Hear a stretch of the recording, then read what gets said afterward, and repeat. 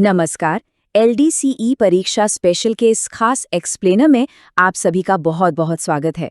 हम सब जानते हैं कि ई गवर्नेंस आज के समय में कितना अहम हो गया है और इसी कड़ी में आज का हमारा टॉपिक है LIMBS।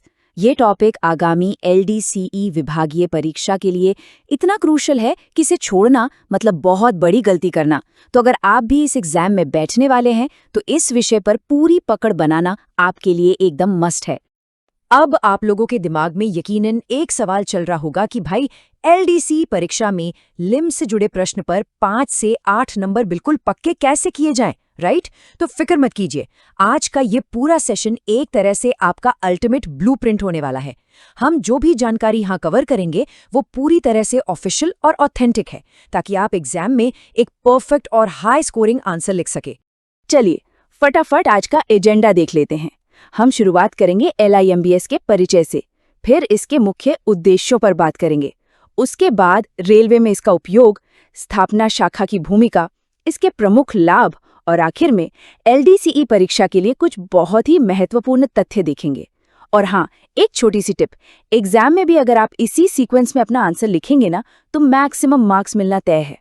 तो बिना देर किए शुरू करते हैं अपना पहला सेक्शन, लिम्स का परिचय। तो सबसे पहले बेसिक चीज, ये लिम्स आखिर है क्या? इसका फुल फॉर्म है legal information management and briefing system. जरा सोचिए, रेलवे जैसे इतने बड़े महकमे में रोजाना कितने सारे कोर्ट केसेस आते होंगे। उन्हें डिजिटली मैनेज करने के लिए ही भारत सरकार के विधि एवं न्याय मंत्रालय ने इसे डेवलप किया है। एग्जाम में एक सॉलिड इंट्रो लिखने के लिए इस मंत्रालय का नाम जरूर मेंशन कीजिएगा, इससे एग्जामिनर पर बहुत अच्छा इंप्रेशन पड़ता है। अब अगर इसे आसान शब्दों में समझना हो तो ये कोर्ट के मामलों की डिजिटल निगरानी और उनके टाइम बाउंड यानी समयबद्ध कंप्लायंस के लिए एक web based legal management system है। मतलब सर्विस से जुड़े विवाद हों, एक्सीडेंट क्लेम्स हों, टेंडर का झमेला हो या पेंशन के मामले, ये सारा का सारा मैनेजमेंट अब इसी ई गवर्नेंस टूल के जरिए होता है। चलिए अब आगे बढ़ते हैं सेक्शन 2 की तरफ। इस प्रणाली के मुख्य उद्देश्य क्या है? देखिए, कोई भी सिस्टम बिना किसी सॉलिड रीजन के तो बनता नहीं। इसके मेन टारगेट्स हैं मुकदमों के मैनेजमेंट को बहुत ज्यादा ऑर्गेनाइज्ड बनाना, ट्रांसपेरेंसी यानी पारदर्शिता लाना और जवाबदेही तय करना। लेकिन यहाँ जो सबसे कैची पॉइंट है ना, वो है निरंतर निगरानी और कोर्ट के ऑर्डर्स का ऑनलाइन कंप्लायंस रिकॉर्ड मेंटेन करना। इसी की वजह से तो हर काम समय पर पूरा हो पाता है। अब आते हैं सेक्शन 3 पर, रेलवे में लिम्स का उपयोग कैसे होता है।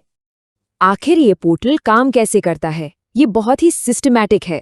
रेलवे की अलग अलग यूनिट्स इसमें केस नंबर, कोर्ट का नाम और संबंधित अधिकारी की डिटेल्स फीड करती हैं।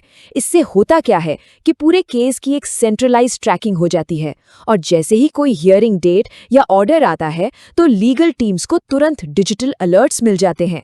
मतलब जवाब या हलफनामा कोर्ट में एकदम टाइम पे पहुंच जाता है, कोई डिले नहीं। नेक्स्ट है अपना सेक्शन 4, स्थापना शाखा यानी एस्टैब्लिशमेंट ब्रांच की भूमिका। ये सेक्शन बहुत इंपॉर्टेंट है। रेलवे में सर्विस से जुड़े जितने भी बड़े विवाद होते हैं, जैसे अपॉइंटमेंट, सीनियरिटी, प्रमोशन, ट्रांसफर, पे, पेंशन और DNA यानी अनुशासन और अपील के मामले, ये सब स्थापना शाखा ही हैंडल करती है। ये ऐसे मामले हैं जिनका सीधा असर कर्मचारियों और पूरे एडमिनिस्ट्रेशन पर पड़ता है, इसलिए एग्जाम में भी इस पर काफी फोकस रहता है।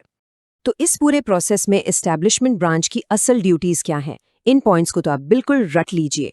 इन्हें कोर्ट केसेस से जुड़े सर्विस रिकॉर्ड्स और डॉक्यूमेंट्स देने होते हैं, साथ ही फैक्चुअल और पैरावाइज कमेंट्स तैयार करने होते हैं। इसके अलावा लीगल सेल के साथ कोऑर्डिनेट करना, कोर्ट ऑर्डर्स का टाइम पर पालन करवाना और लिम्स पोर्टल पर केस की प्रोग्रेस चेक करना भी इन्हीं का काम है। अब बढ़ते हैं सेक्शन 5 पर, इस प्रणाली के प्रमुख लाभ।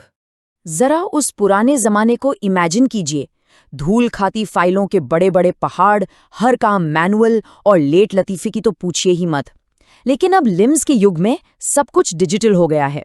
रियल टाइम स्टेटस अपडेट्स मिलते हैं और ई गवर्नेंस की वजह से जो ट्रांसपेरेंसी आई है उसने तो पूरी तस्वीर ही बदल कर रख दी है। कागजी कार्रवाई कम हुई है और काम की रफ्तार कई गुना बढ़ गई है।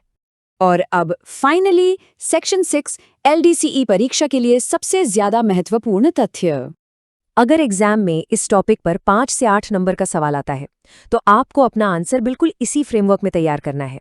पहले एक दमदार इंट्रोडक्शन, फिर उसके उद्देश्य, रेलवे में इसका इस्तेमाल, स्थापना शाखा का रोल, इसके फायदे और आखिर में एक बढ़िया सा निष्कर्ष। ये वो सीक्रेट फॉर्मूला है जो आपको बाकी कैंडिडेट से अलग और बेहतर मार्क्स दिलाएगा। चलिए फटाफट एक रैपिड फायर रिवीजन कर लेते हैं। Full form legal information management and briefing system बनाया किसने? विधि एवं न्याय मंत्रालय ने। यह है क्या? एक web based litigation management system. Main काम केसेस का रजिस्ट्रेशन, मॉनिटरिंग और कंप्लायंस, और एस्टैब्लिशमेंट का रोल रिकॉर्ड्स प्रोवाइड करना और कंप्लायंस में मदद करना। बस ये वो फैक्ट्स हैं जिन्हें आपको अपने आंसर में लिखना ही लिखना है। जाते जाते मैं आपके सामने एक सवाल छोड़ना चाहता हूँ। क्या डिजिटल पारदर्शिता की तरफ उठाया गया ये कदम सिर्फ हमारे एग्जाम के आंसर्स को बेहतर बनाता है, या फिर ये असल में रेलवे प्रशासन के अंदर जवाबदेही की पूरी परिभाषा ही बदल रहा है? इस बारे में जरूर सोचिएगा। मुझे पूरी उम्मीद है कि इस एक्सप्लेनर से आपको अपनी LDC परीक्षा के लिए एक बहुत ही सॉलिड बेस मिल गया होगा। तैयारी करते रहिए। All the best.